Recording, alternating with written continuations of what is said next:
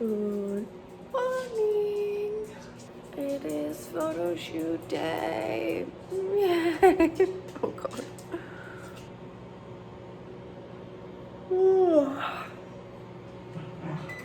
I did that thing last night where I was low-key falling asleep in front of the TV at like 9 p.m. So I went to bed, and instead of sleeping, I stayed on my phone on TikTok until midnight. Ooh. Hello. Good morning. How are we today? We getting some coffee, which I tend to do. So it is now 8 a.m. and I need to leave for the shoot at 8:30. I don't know if this even makes sense to vlog because on the call sheet said like strict no video, no social media content on set, like you're not allowed to do any BTS, no selfies, no nothing, no photos of the products, because obviously it's all like very, they're trying to keep it secret. But yeah, I'll see what I can get. Obviously I'm not trying to piss anybody off or do anything that somebody would be uncomfortable with, but with these photo sets you never know. Sometimes it's like people are watching you like a hawk, and sometimes they just say that because they always say that. So we'll see. Guys, look. That isn't a sign of warmer times coming. So a lot of people ask me like how I got into modeling, or like they're confused because I'm a full-time freelance photographer. You know what, for the longest time I didn't want to model because like when I was an intern and I was an assistant to other photographers, I got to see a lot of, sorry, but fucked up shit in the industry. I got to see these women get objectified and give up all of their power of opinion and their voice and have other people interpret their identity for them and stuff like that. And I was like, no. And you know, the photographers held so much power on set versus the talent most of the time. So I really wasn't interested in that. That doesn't mean that I hadn't ever thought about modeling before. Like, I was part of the lighting tech crew, and those are typically always men. But the lighting tech crew usually sets up the lighting for the shoots, and they need somebody to stand in to test the light. And most of the talents were female, so they would usually make me stand in because they wanted to test the light on female bone structure. And then the clients would come on set and see the lighting test, and they'd be like, you should do this. But I never wanted to. And then a little while later, when had I stopped assisting already? I don't know if I had already stopped assisting, but I had established a pretty good relationship with the agency that I'm with now, We Speak, because they were so diverse, and the founder had told me like, oh, I have this idea of having a gender fluid board, because why are we dividing models into just men and women? Like, that's so outdated, which I thought was genius. And I was shooting all of their test shoots because every model that she signed was just incredible and like unlike anything I had seen in the industry before. And then one day she called me up and she was like, what are you doing right now? And I was like, nothing, why? And she's like, there's a same-sex bridal shoot happening, but one of our models didn't show up. Do you want to do it? And I was like, I'll get hitched on camera. So I went there and they put me in like a white suit, and it was so much fun. And then afterwards she offered me a modeling contract, and I said yes because I was like, you know what? It's an adventure, and it was pushing myself out of my comfort zone, and now I make a significant amount of money from it, which I would have never expected. But I treat it like any other job. It's fun, and luckily, you know, I am not dependent on it financially, so I can enter into these like rooms, audition rooms and stuff like that without being like, I need this job. I just wanted, or you know, if anything, I'm not even really there because I really want the job. I'm there because I want to prove to myself that I can do these auditions and that I'm not too shy to do them. But yeah, now I'm booking some of them, which is just mind-boggling to me. But yeah, that's how it started.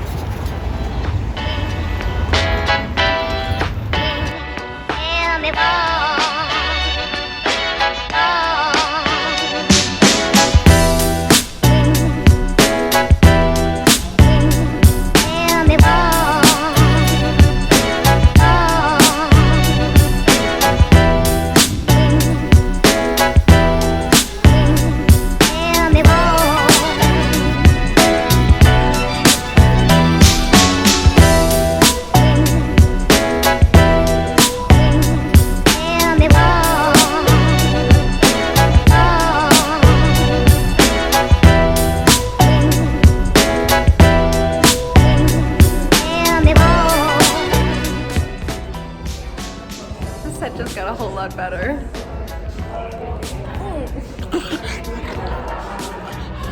How do you belong to?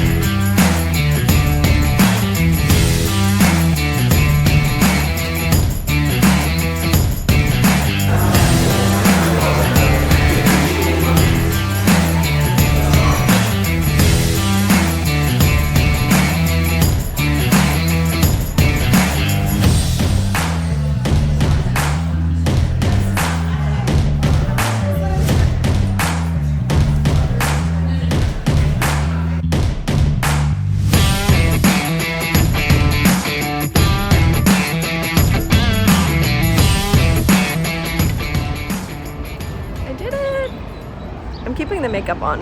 Well, I'm gonna take it off when I get home because there is like layers and layers of makeup on me now, but look at how cool the eye look is.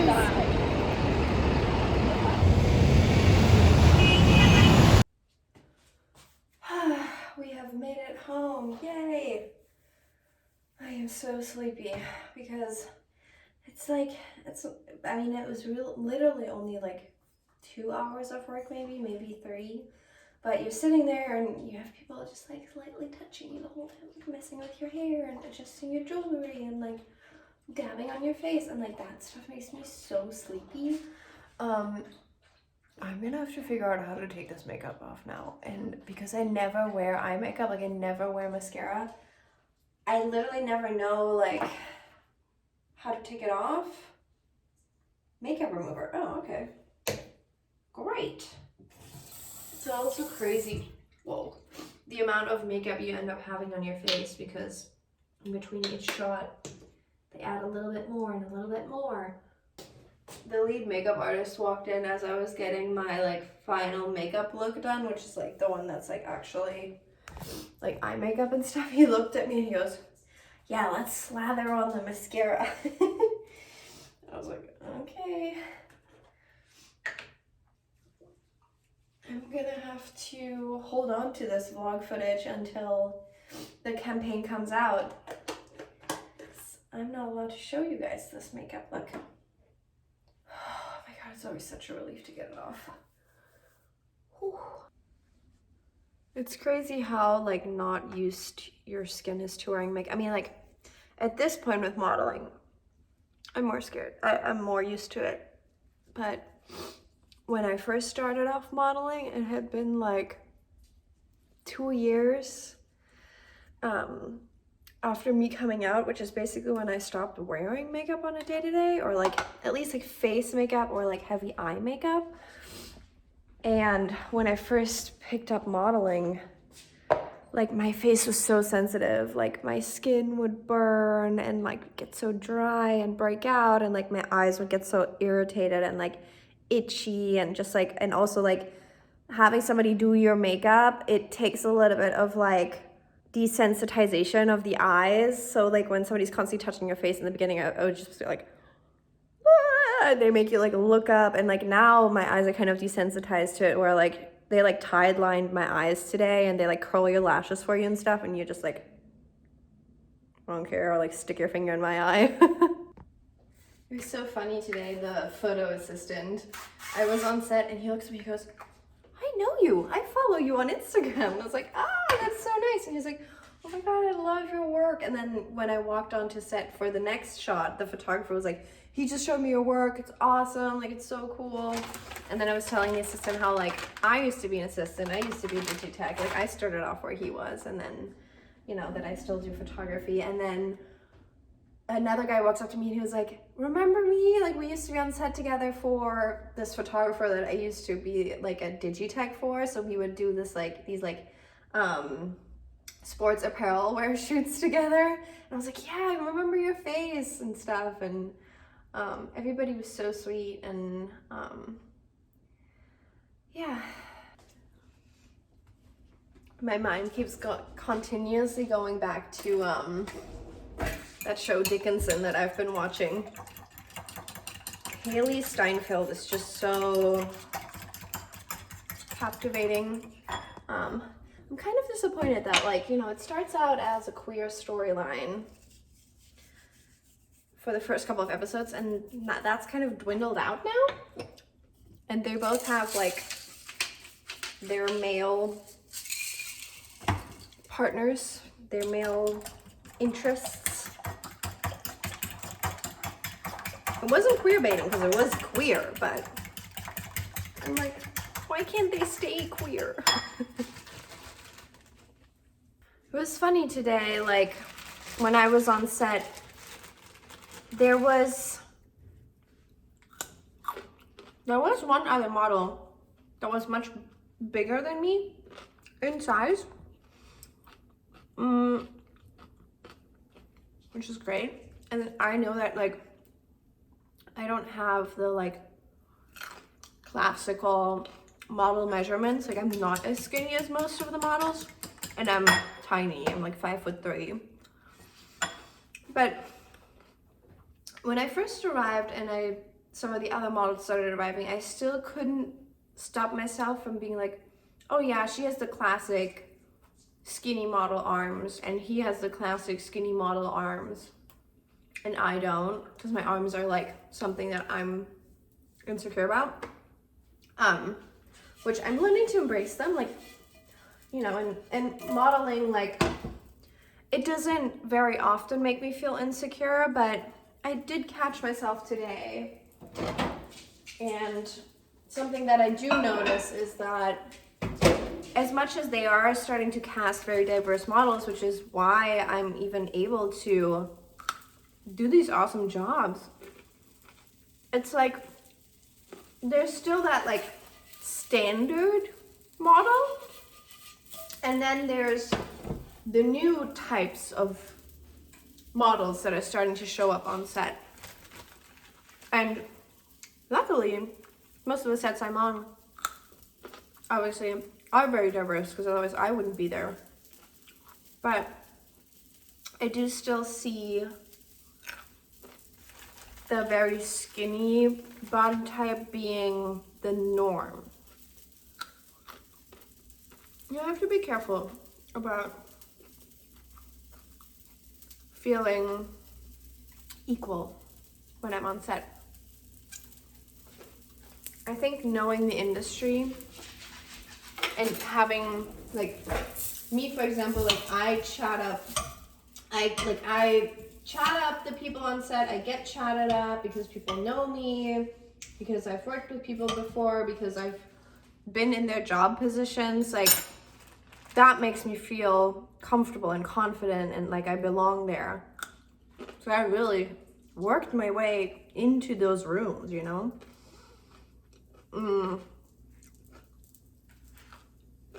But yeah,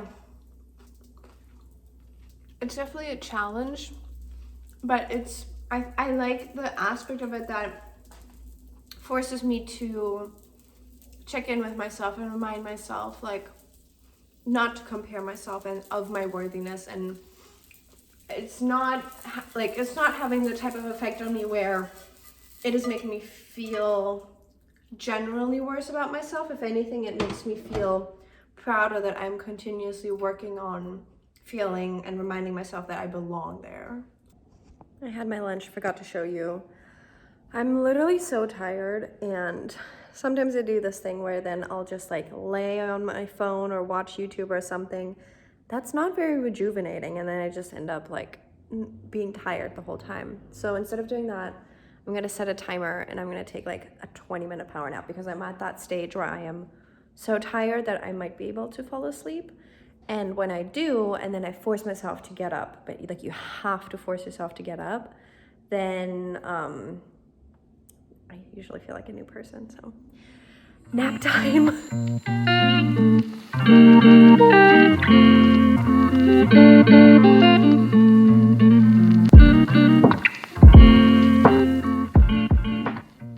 I did it. I actually fell asleep. But it did take me probably like 15-20 minutes to fall asleep because Olive was barking. Oh my god, I can't believe I'm standing up right now.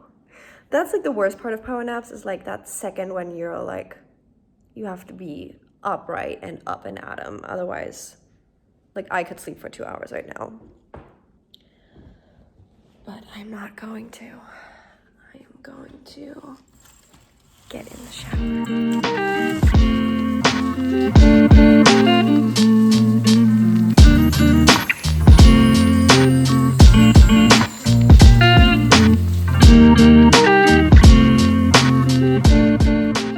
I still feel insanely tired. I was hoping that shower would wake me up. And I want to edit my vlog, and then I want to tidy up a little bit because I have a date tonight. I'm debating having some coffee. I don't know if that's like the worst idea ever. I decided to air out my duvet cover, and I'm keeping the doors open, which is so lovely because I don't know if you can hear this, but the birds are chirping. Yeah, all you're gonna hear now is Olive barking. Okay, let's see if you can hear it now.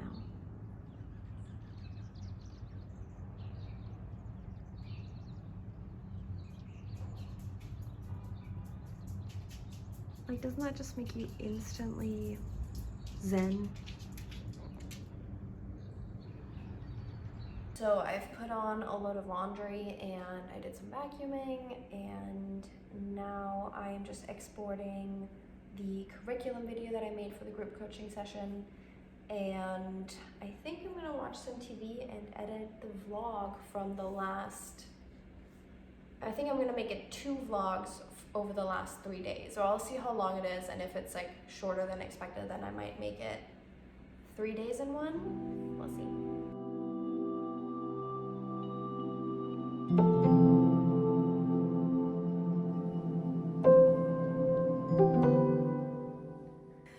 So I guess I figured out how to make some YouTube worthy bath foam. The water boiler here doesn't hold enough water to fill this whole bathtub with hot water. So I had like 3 giant pots on the stove boiling water, and then it would keep running back over and like dumping it in. And parallel, while I was editing the vlog that you guys are gonna get next, I was watching Ammonite, which is like that like really old time lesbian movie. And so me carrying like hot pots of boiling water to warm my bath made me feel like I was in Ammonite. Except for Kate Winslet isn't here. Oh, Kate Winslet. I mean, she was cute in Titanic, but she's pretty old in that movie. But what is the other actress's name? She's so beautiful. Anyways, bath chats. Gay bath chats. Of course, I was reading my pussy book on set, and everybody was asking about it, so I was recommending this to all the girls, and they were all writing down the author and stuff. Listen to this. There's a huge difference between a prostitute who fucked a man for cash and a courtesan who fucked a man back to life.